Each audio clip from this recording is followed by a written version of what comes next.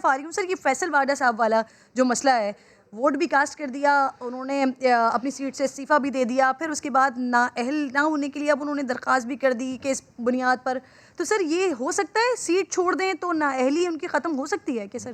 شکریہ، السلام علیکم. وعلیکم السلام. یہ دیکھیے فیصل واڈوا کی جی انہوں نے صبح ریزائن کر دیا تھا، کیونکہ قانون جو کہتا ہے آئین کے اندر آپ دو جگہ کے ممبر نہیں ہو سکتے، تو انہوں نے پہلے ریزائن کیا، پھر انہوں نے کنٹیسٹ کیا الیکشن.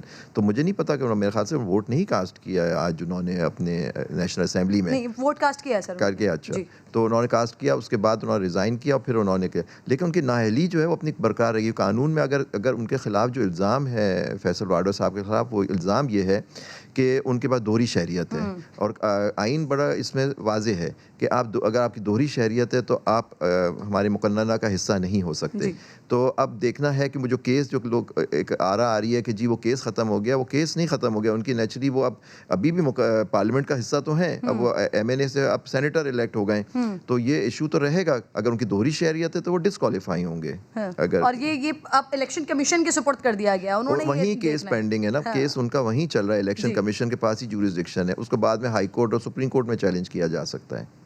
اچھا سر، اگر الیکشن کمیشن اس معاملے میں فیصلہ دیتا ہے، سینیٹرشپ کے بعد بھی ان کے لیے یہ مسئلہ بنے گا؟ جی میں یہ کہہ رہا ہوں کہ دیکھیں اگر آپ کا کیس پینڈنگ ہے، اسی میں یہ ایشو ہے، وہ بھی ابھی دیکھیں اگر سینٹ کا وہ اب جب حلف لے لیں گے، ممبر ہو جائیں گے سینٹ کے، تو پھر ان کے خلاف اگر ان کی کوئی ڈسکوالیفیکیشن ہے اس میں، اگر ان کے پاس دوہری شہریت ہے جس پر ان کا الزام ہے، اگر وہ ثابت ہو جاتا ہے تو وہاں سے بھی ان کو ان کی سیٹ جائے گی. سینیٹر بننے کے بعد مستثنا نہیں ہے وہ اس بات سے، بالکل ٹھیک ہے. اچھا سر،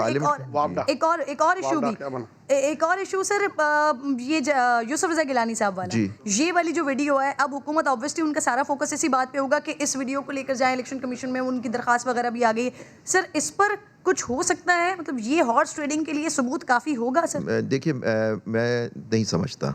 اس کی وجہ یہ ہے کہ دیکھیں آپ یوسف رضا گیلانی صاحب خود تو کوئی ہارس ٹریڈنگ جیسے اور اس میں ان کا نہیں تھا.